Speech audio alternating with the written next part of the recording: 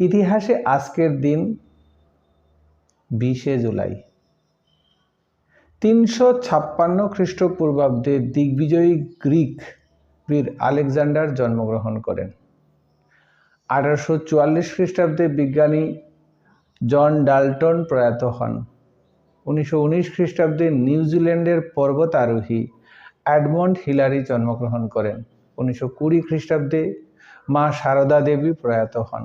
1902 খ্রিস্টাব্দে কবি সুনির্মল বসু জন্মগ্রহণ করেন। 1905 খ্রিস্টাব্দে বঙ্গভঙ্গ আইন পাশ হয়। 1937 খ্রিস্টাব্দে বিজ্ঞানী মার্কিনি প্রয়াত হন। 1969 খ্রিস্টাব্দে নীল আর্মস্ট্রং এবং এডুইন অ্যালড্রিন চাঁদে পা রাখেন। 1972 খ্রিস্টাব্দে সঙ্গীতশিল্পী গীতা দত্ত প্রয়াত হন। মার্কিন অভিনেতা ব্রুস লি 1973 খ্রিস্টাব্দে প্রয়াত হন। 1996 খ্রিস্টাব্দে কেরালা হাইকোর্ট প্রথম মহিলা বিচারপতি আন্না চণ্ডী প্রয়াত হন।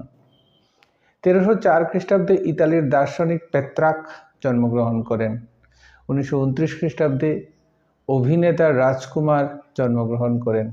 1949 খ্রিস্টাব্দে ভারতীয় অভিনেতা নাসির উদ্দিন জন্মগ্রহণ করেন। এই ছিল ইতিহাসে 20শে জুলাইয়ের কিছু গুরুত্বপূর্ণ ঘটনা।